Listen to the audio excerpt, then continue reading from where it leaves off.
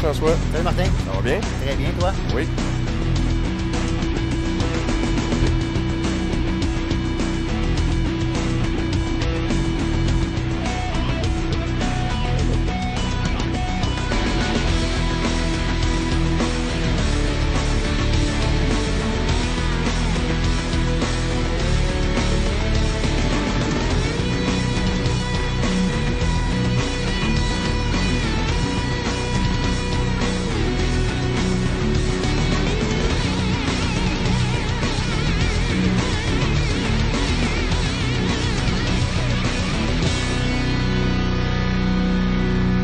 Aujourd'hui, on est où? Ben, nous sommes à mon studio, on appelle ça un dojan OK. en coréen.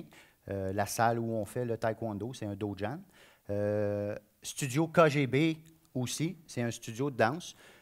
Ici, on est à l'école de Vaudreuil. À Vaudreuil, sur la rue principale, comment ça s'appelle? La rue? C'est Saint-Charles. On Saint-Charles. est sur le boulevard Saint-Charles, qui est une des artères principales de Vaudreuil-Dorion. Ça, c'est une de tes écoles, parce que t'en as d'autres. Oui, effectivement. Je suis aussi dans la région de Rigaud et de Coteau-du-Lac. OK. Vraiment dans Vaudreuil-Soulanges, je pense Oui. qu'on appelle. Là, Oui, c'est Vaudreuil-Soulanges, sud-ouest. Sud-ouest. Sud-ouest. Lorsqu'on parle de la région de taekwondo, nous, on fait partie du sud-ouest. Lorsqu'on va en compétition, par exemple, aux Jeux du Québec, ben, on représente la région du sud-ouest. OK. Parce que c'est ça. Toi, tu as commencé à quel âge à faire ça, du taekwondo? Avant le taekwondo, j'ai commencé avec du judo. Judo, c'est plus... Corps à plus, corps, comme la lutte, je pourrais dire asiatique. Oui, oui, ça peut être ça, des maîtrises au sol aussi. Ça, on parle de ça avant mon adolescence. J'ai fait ça environ 2 ans. Puis après ça, j'ai commencé le taekwondo. C'est là que j'ai commencé tranquillement le taekwondo. Un petit peu plus âgé, je jouais au hockey en même temps. Et Donc, pourquoi tu as bifurqué vers le taekwondo versus le judo? Parce que le judo aussi, c'est intéressant, là, mais... j'avais un ami qui faisait ça, puis j'étais allé voir un petit peu qu'est-ce que c'était. Puis tranquillement, j'ai commencé.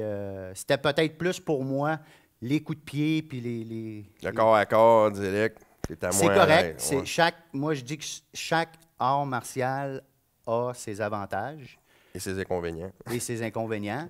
Mais c'est ça. L'idéal, c'est d'aller chercher un petit peu dans chaque art martial, puis de faire un tout avec ça. Là, puis, As-tu fait de la compétition là-dedans? oui, j'ai fait de la compétition jusqu'au niveau provincial. J'ai jamais été plus loin parce que quand est venu le temps, justement, j'approchais de la ceinture noire. Là, j'ai passé ma ceinture noire, puis l'occasion s'est présentée d'ouvrir une école justement dans la région qui était à Valleyfield à l'époque en 95, donc ça fait 20 ans. Puis enseigner compétition de niveau national, quand tu enseignes 3-4 fois par semaine, ça devient C'est plus difficile. difficile de s'entraîner et d'enseigner. Donc là, j'ai lâché un petit peu la compétition. Parce que quand tu arrives à un niveau ceinture noire, je ne suis pas spécialiste là-dedans, là, toi, tu vas pouvoir me confirmer ça, mais quand tu arrives au niveau d'une ceinture noire, il faut que tu sois très, très, très discipliné. De l'entraînement, c'est une vocation. Là. Tu Oui. fais pas ça, tu n'en vas pas ceinture noire parce que c'est très difficile d'atteindre la ceinture noire. C'est pas n'importe qui peut l'atteindre. Là. Non, effectivement. C'est sûr que l'étape de la ceinture noire, moi, dans mon cas, je fais passer toutes les ceintures, toutes les couleurs de ceinture, jaune, verte, bleu, rouge. Puis l'étape finale, c'est mon grand maître, qui est encore existant, maître Chong Soo Lee, qui est ceinture noire 9e dan. Il n'y a pas une Donc, école à Châteauguay, lui, ce monsieur-là? Chunky? non, me semble. lui il est à Montréal. OK. Peut-être qu'il Il y y a a une division un peu comme toi. dans- exactement un maître qui enseigne Ouais. là-bas. Lorsque c'est le temps d'une ceinture noire, passer une ceinture noire, c'est mon grand maître qui fait passer les ceintures noires. Donc, C'est long, ça, la passer, l'étape. Là. C'est pas juste un combat, puis OK, tu t'en vas chez vous. là. non, effectivement, on a tous les coups de pied de base à démontrer. On a des formes, des katas, des cassages, du combat, des techniques de combat. Kata, parce que tu viens de parler d'un kata. Dans le Oui. fond, ça, c'est un combat imaginaire. Exact, OK. exact. Un kata, la plupart des styles d'arts martiaux ont ça. Comme tu dis, c'est un combat imaginaire. Donc, c'est un combat imaginaire, mais qui est déjà préétabli. C'est pas un combat imaginaire où on s'en va là, puis OK, imagine ton combat. C'est spectaculaire, ça va voir. Hein. J'ai vu des compétitions à télé, puis c'est assez spectaculaire à voir. Là. Quand quelqu'un il s'y donne vraiment puis qu'il s'imagine son combat réellement, là, ça peut être assez spectaculaire et intéressant à voir.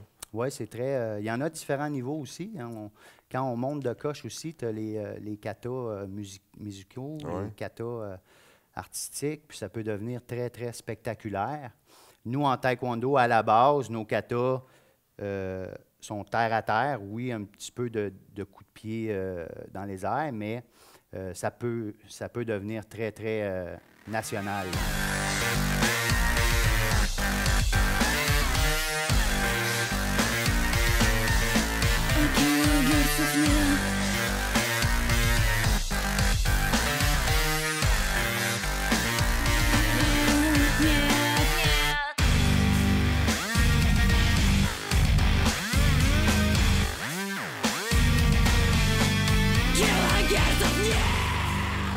Du taekwondo, j'ai déjà pratiqué judo, karaté, taekwondo, pas vraiment. Mais mes appréhensions, j'étais un petit peu nerveux. Je savais justement que c'était plus des coups de pied que des coups de poing, là, puis des enchaînements. Mais aussi, j'ai perdu beaucoup de ma flexibilité avec les années. Donc, je pratiquais ça dans ma début vingtaine. Donc, c'est pas... j'avais peur un peu de j'ai peur un peu de ma flexibilité, mettons.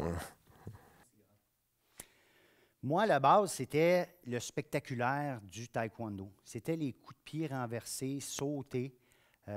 C'était phénoménal. Et le cassage de planches. Après ça, on a parlé de cassage de planches. On peut y aller avec des blocs de ciment aussi. Ça va jusqu'à là. Fait que ça, c'était deux choses là, qui me passionnaient vraiment. Le cassage et les mouvements spectaculaires aériens. Là, moi, je me regarde, puis je te regarde. Je pense que je ne suis pas habillé de la bonne manière. Je me trompe dessus. C'est sûr, quand on vient faire un cours d'essai, c'est comme ça que je veux que les élèves arrivent. OK, ils veulent venir faire un cours d'essai, bien, tu es le bienvenu, viens essayer ça, puis tu regarderas après si ça t'intéresse de t'inscrire. Mais j'ai des uniformes. Le mot uniforme, kimono, quand on parle d'arts martiaux. On appelle ça en arts martiaux un kimono?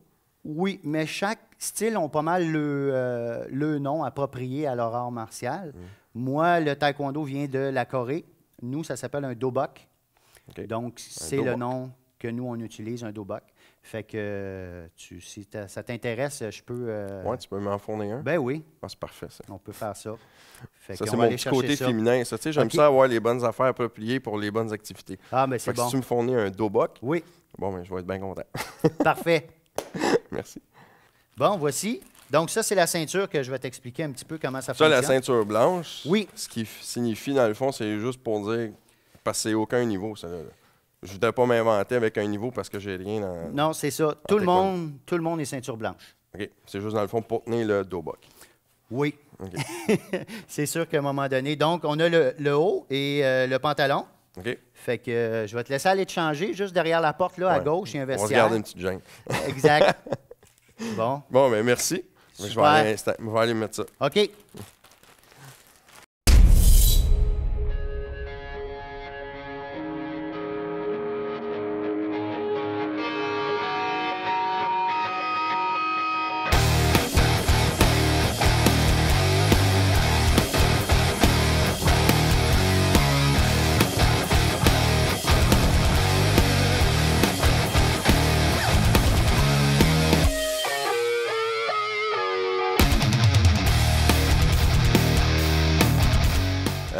Si j'ai l'aptitude pour performer dans ce sport-là aujourd'hui, je pourrais pas vraiment le dire. Hier, comme je dis, j'ai perdu beaucoup de ma flexibilité, donc donner des coups de pied, tout ça, je peux pas les donner à tous les niveaux. Puis c'est sûr, je pourrais pas comme performer à 100% comme je l'aimerais. Donc, si j'ai l'aptitude, peut-être, oui, mais je dirais peut-être à 75% là, que je les ai aujourd'hui. À la base, il a l'air d'un gars en forme. Puis si ça n'aurait pas été le cas, ben le taekwondo te permet de le devenir en forme, souple et tout ça. Donc, oui, je pense que c'est un bon prospect. Si je travaille avec elle, c'est mon partenaire. C'est pas mon adversaire. Ouais. Fait que je travaille avec un petit peu trop fort. Parfait, elle va me le dire, on s'ajuste. Parce que ça peut arriver qu'on essaie que tout le monde soit de même âge, même poids, mais ça peut arriver que c'est pas ça. Fait que celui qui est plus costaud va s'ajuster avec la personne qui est un petit peu plus petite. Donc, on va commencer avec le coup de pied avant. On a notre même position de base. Puis là, c'est d'aller frapper, premier mouvement, de plier le genou et d'aller frapper avec la plante des orteils, tout simplement. Ouais, comme ça, comme si je donne un coup à terre. Ça? Exactement, exactement. Ouais, c'est sauf juste que là, ça qui va toucher. Toi, dans le fond, tes élèves, tu veux les amener à un niveau Jeux du Québec provincial, des compétitions provinciales. Ton intérêt à ça, c'est qu'eux, ils puissent après ça arriver et dire, regarde, OK, si tu veux continuer au niveau national, tu le diriges plus avec le maître à Montréal? Ou? Oui, oui, absolument. Absolument. On part. C'est sûr que les Jeux du Québec, c'est des mini-olympiques. Le taekwondo, c'est un sport olympique. C'est la même chose. On fait nos finales sud-ouest. Comme là, l'an prochain, entre décembre et janvier, on va avoir notre finale régionale des 7 écoles de la région. Les finalistes d'une certaine catégorie vont aller représenter le sud-ouest aux Jeux du Québec provinciaux qui vont se tenir à Drummondville dans la semaine de relâche. Okay. Donc ça, c'est une des premières étapes pour les jeunes d'aller là. Juste pour leur donner le goût, dans le fond. Oui, puis c'est vraiment une belle expérience. Ouais. C'est les Jeux du Québec. Dans le sud-ouest, on est supporté beaucoup. On a des médailles qui nous sont données, les drapeaux, les CD des Jeux du Québec, des pancartes, tout ça. C'est faire vivre, comme tu dis, des mini-olympiques. Absolument. Puis ouais. juste que vu que c'est une discipline olympique, justement, les jeunes, des fois, ils peuvent commencer avec un rêve. Dire, OK, on continue vers là. Toi, c'est un peu ça qui t'a amené à dire, regarde, si tu as commencé pour avoir ton école, quand tu as vu ça, tu as fait un jour, j'en veux une. Tu à 16, 17 ans, 18 ans. Ah, c'est sûr. C'est sûr qu'à un moment donné, dans la carrière des ceintures de couleur, tu fais comme, hey, je peux-tu vivre de ça un jour? Je peux-tu arriver à avoir des écoles puis dire, moi, je vis de ma passion? Je transmets ma passion à des gens. Oui, puis je la transmets en plus et c'est vraiment bien. Ton plus jeune élève, il a quel âge? Il y a 3 ans. Il y a 3 ans, ton plus jeune? Wow! Dans le groupe des 4, 5, 6 ans, des fois, quand ils ont 3 ans et 3 quarts, des fois, je vais les accepter. Donc, j'en ai un à l'école de Rigaud qui a 3 ans et demi, puis un à Coteau-du-Lac, une petite fille aussi qui a 3 ans et demi. Parce que ça prend quand même une certaine écoute. T'sais, une discipline, ils doivent être assez tranquilles, ces jeunes-là. Bien, c'est des enfants, fait que si on va en avoir, c'est comme à l'école, on va en avoir des disciplinés, on va en avoir des hyperactifs, des lunatiques. Fait que c'est à nous, dans notre pédagogie, d'aller gérer tout ça puis de donner l'enseignement approprié à ça. C'est sûr que oui, concentration, discipline, mais ce n'est pas l'armée. Fait qu'il faut les faire bouger. Moi, je travaille avec des cerceaux, des ballons, j'ai des petits jeux, puis les coups de poing que je leur montre, il peut se faire par le biais d'un ballon que je laisse tomber, il faut qu'il frappe en passant. Tu as adapté une pédagogie dans ton enseignement. Exactement. Fait que c'est pas une école comme qu'on voyait avant, là, où tout le monde est placé en rang d'oignon, puis go, puis on écoute, puis... C'est sûr qu'il y a ça aussi, mais c'est là que vient un bon prof ou un prof, j'enseigne, oui, c'est cordé, c'est placé, tu montes l'enseignement technique. Là, quand tu vois que ça commence à déraper, c'est là qu'il faut que tu réagisses, faut que ça bouge. L'enfant, 2, 3 minutes, 4 minutes, quand tu vois, OK, on bouge. On bouge, on court, on fait une autre activité, mais il faut que ça se déplace. Tu as combien d'années d'expérience là-dedans dans l'enseignement? Que tu as tes écoles, puis tout ça? Comme je disais, Valleyfield, 95, donc 20 ans. OK, ouais. J'ai enseigné un petit peu avant, mais c'est ça. Ma première école que j'ai partie était à 95. En 95? Wow. Ouais. Puis depuis ce temps-là, tu as des élèves qui sont rendus jusqu'à quel niveau? Ma plus haute ceinture, c'est un maître, c'est un 5e dan, Marie-Josée. Ça fut dans le groupe de mes premiers élèves qui a resté tout le long. Puis, c'est sûr que par la suite, j'ai formé des ceintures noires qui ne sont plus avec moi aujourd'hui, mais par la suite, j'en ai eu d'autres. On est une dizaine de ceintures noires, 9-10 actifs dans les écoles. Là. Comme on disait tantôt, tu les as emmenés à ce niveau-là. Puis après ça, ils ont fait le choix de dire, bon, mais regarde, moi, je m'en vais à un niveau plus élevé, puis c'est pas parce qu'ils t'aimaient pas, c'est juste parce qu'eux, ils voulaient se rendre au national ou quelque chose de même, puis toi, c'est pas ta vocation que tu as voulu amener à ton école. Exact. Oui, exact. On peut avoir... Parce que c'est important. C'est Oui. important de partir dans une école de base. Regarde, moi, je fais tout le temps la relation avec le ski acrobatique parce que mes enfants, c'est là-dedans qu'ils sont. Ils partent, mettons, comme nous, une tabelle neige, où ils ont du plaisir, ils s'amusent, ils vont rire, ils vont apprendre à aimer la discipline. Puis que là, après ça, s'ils veulent performer, mais là, ils s'en vont sur l'équipe du Québec. Exact. Fait que, ils n'ont pas le choix de changer de montagne, tout ça, tandis que toi, ils vont partir ici, ils viennent dans la région. Puis, regarde, c'est super le fun, c'est super beau, une belle décoration. Ça a vraiment l'air une place, le fun à vouloir s'entraîner. Fait que c'est le fun pour eux, dans le fond, qu'ils puissent vivre ça. Puis, Ben oui. commencer à aimer ce sport-là. Oui, c'est sûr. Puis ça prend l'atmosphère aussi. Il faut que ça soit familial, même si des fois, ceux qui veulent aller un petit peu compétitif, combat, c'est sûr que là, on est un petit peu plus sévère, un petit peu plus direct. Mais n'en reste que ça peut rester loisir quand même. Récréatif. Parce que tu m'expliquais tantôt que tu as différentes catégories d'âge aussi, parce que celui de 3 ans, il n'y a pas le même coach, j'imagine, que celui de 16 ans. Non, parce que tu ne veux non, pas exactement. que ce soit monotone, là, pour celui de 16 ans. C'est ça. C'est pour ça que les groupes sont séparés, parce qu'on n'a pas la même pédagogie avec un 4 ans, 5 ans qu'un ado ou un adulte.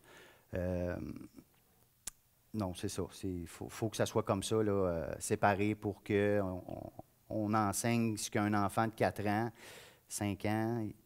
Eux autres, moi, je ne leur fais pas toucher le combat. Il n'y a comme pas de contact à cet âge-là. On travaille avec des cibles. Mouvement de base. Mouvement de base. Oui, on frappe dans des coussins qui peuvent tenir, mais il n'y a aucun contact sur le corps. C'est un sport qui est accessible à tous. Je dis à tous, 3 ans et demi, 4 ans, on peut se lancer dans le taekwondo. La pédagogie est là, puis ça y va.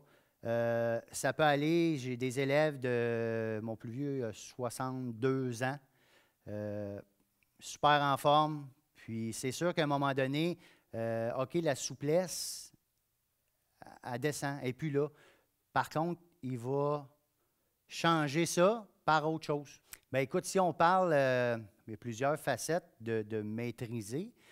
Si on parle, par exemple, de passer une ceinture noire. On part ceinture blanche, on s'en va. L'entraînement se fait 2 fois par semaine ou se fait 4-5 fois par semaine. C'est sûr que l'évolution va être flagrante, ça va être plus rapide. Fait qu'on peut parler d'une personne qui passe une ceinture noire en 5 ans, l'autre peut y prendre 9-10 ans à se rendre à une ceinture noire. Si on parle de compétition, bien, c'est sûr que l'expérience, il n'y a rien qui bat ça, là. C'est de faire l'expérience du combat, puis d'y aller, puis ça peut jouer dépendamment de la personne aussi qui est là. Ce qu'il y a de plus dur à maîtriser au niveau de la pratique, c'est surtout justement le mouvement des pieds, rester focusé sur la position, parce que c'est très important pour garder son équilibre, puis aussi avoir la force d'impact, je ne dirais pas parfaite, mais maximale au niveau du coup de pied. Donc, être le plus stable, tout ça, puis placé. Mais sauf que François, il me donne vraiment, puis Marie-Josée, là, il m'aide beaucoup. Donc, ça m'aide. C'est niveau vraiment technique. Là. Des fois, un petit placement de pied, tu ne déplaces pas celui-là. Fait que, il me l'explique. Donc, ça va bien. On a toujours notre même position de base. On a le jab ici. Fais attention pour ne pas trop serrer, gaspiller de l'énergie. Les mains sont fermées, mais relax ici, notre même position de base. Jab ici. Viens rentrer, tout simplement. Coup de poing de combat. C'est sûr que lui, si on y pense, on amène ça à la mâchoire ici. OK? Sinon, l'important ici, d'être bien droit. Frapper avec les 2 premières jointures. OK? Fais attention pour ne pas casser, peu importe le côté. La position du poignet peut être vraiment fatale, autant pour la force du poing que pour me blesser moi-même. Oui. C'est sûr que là-dedans, tu vas frapper comme ça, il n'y aura pas de problème. Mais si tu frappes dans un sac de frappe... Comme tantôt, tu as emmené des planches, là, que peut-être on va peut-être essayer. Peut-être. Ouais. Donc ici, le jab, le coup de poing de combat. Important de ne pas juste frapper la surface, frapper en arrière pour avoir cet impact-là. OK. Fait que dans le fond, c'est vraiment quand je m'entraîne, C'est vraiment arrivé aussi mesuré avant, peut-être? C'est sûr que la mesure, quand on commence, OK, oui, on va la tester, mais après, il faut pas. Il faut que la mesure soit visuelle. Oui. Voilà. Ceinture blanche. Et c'est ça, exactement.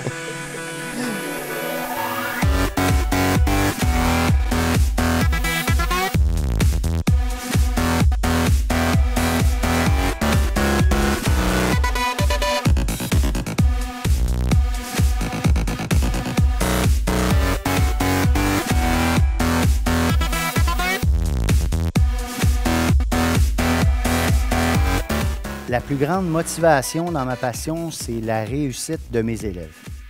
Ça, c'est valorisant.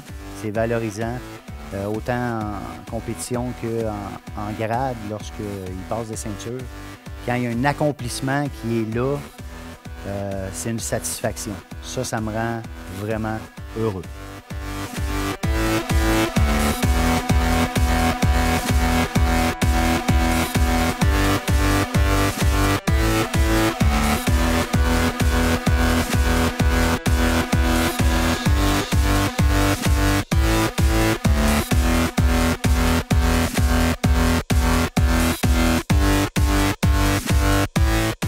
Si tu veux aller en compétition puis performer, il faut que tu fasses des sacrifices. Il faut que tu t'entraînes, il faut que tu manges bien. Si tu veux t'en aller vers la ceinture noire, tu as beaucoup d'heures à mettre. La dernière année, pour passer ceinture noire, les sacrifices sont immenses. On parle d'entraînement de 3-4 fois par semaine, plus ce que tu fais à la maison. Encore une fois, nutrition, se coucher de bonne heure, boisson, tout ça. C'est des sacrifices pour obtenir justement le résultat que tu veux avoir. Donc, on y va. Fait que l'arbitre se place au milieu. Le carré réglementé, on est sur du tapis. On a 2 lignes au centre. Bleu, dans le fond, l'arbitre Chung Hong, il dit les couleurs en coréen. Cherio, c'est le même salut. Cherio. Queenie. OK. Puis après ça, on a le début du combat. Jumbi, on va reculer. Est-ce que tu es prêt? C'est ça que ça veut dire. Tu réponds « Hey! » avec un kiai. Ça veut dire « Oui, je suis prêt. Ouais. Oui, je suis prêt. » Ouais. Puis le C-Jack, c'est de partir le combat. Là, on va y aller. On salue pas l'arbitre? Ou dans le salut, c'est la même chose, hein? Il y a un salut qui peut être fait aux tables en avant, puis partenaire. Ça, c'est sûr. Quand l'arbitre va te parler, il va te dire, argumenter, peu importe dans le combat, oui, tu vas avoir... En signe de... Tu Oui, confirmes merci. comme quoi que... OK. Puis c'est respect aussi. Oui, absolument. Là, c'est sûr que moi, ce que j'explique, ceinture blanche, OK, ceinture noire, mais ton coup de pied que tu faisais tantôt, il y a quand même une puissance dedans. Puis, t'es blanche, noire, il faut que tu ajustes quand même ta force de frappe. Ouais. Tu comprends? On n'a pas rien à prouver à elle est noire, elle est capable d'en prendre. Non, c'est un être humain. C'est sûr qu'elle va bouger. Peut-être que tu ne réussiras pas à y toucher si ça ne veut pas que tu y touches. OK? Mais si tu la ramasses, oh, tu sais, ta puissance est là quand même. OK? Fait que là, on a fait notre Jumbi. Oui, échanger. OK? Fait que le but, c'est... Le but du taekwondo n'est pas compliqué. C'est un jeu, c'est comme l'escrime. Toucher avec les mouvements qu'on apprend sans se faire toucher. N'oublie pas, j'ai un micro, c'est comme si j'avais des lunettes, OK? Fait qu'il faut que tu fasses bien attention. C'est sûr qu'on ne monte pas là. Oui, c'est ça. Donc, on s'en vient ici. C-Jack.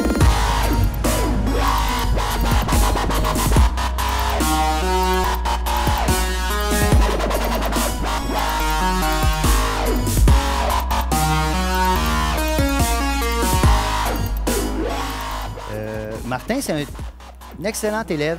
À la base, une explication technique, puis c'est enregistré, puis il met en pratique. Donc ça, c'est un élève modèle. Il faut le dire vite, mais oui, c'est le fun. Quand il y a une explication, on se place comme ça, puis tout de suite, l'élève, il met en pratique. C'est super.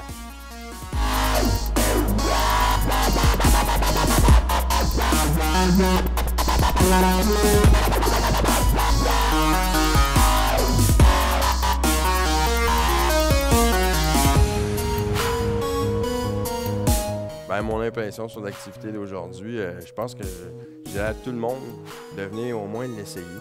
Je pense que François, il y a 3 belles écoles. Si ces 2 autres écoles, aujourd'hui, on est à Vaudreuil, mais si ces 2 autres écoles ressemblent à cette école-là, j'en suis sûr. Tu ne peux pas avoir une école qui peut être différente des autres, mais je vais aller l'essayer. Puis je pense que l'essayer, c'est l'adopter. Donc, je n'ai pas, puis allez-y. Allez voir, puis vous allez avoir surtout beaucoup de plaisir. François, je veux juste te remercier. Puis ça a été super agréable pour moi que tu me partages ta passion. Puis j'espère qu'il y a beaucoup de monde qui savent pas, qui voulaient peut-être venir puis qui hésitaient, mais j'espère qu'ils vont se pointer à tes écoles parce que c'était vraiment une belle ambiance, c'est vraiment super le fun. Merci beaucoup. C'est sûr que c'est un très beau sport. Oui, mais j'espère. Fait que je vais te faire le salut. Ben oui, pour un signe de respect. Oui. Merci beaucoup. Merci à toi.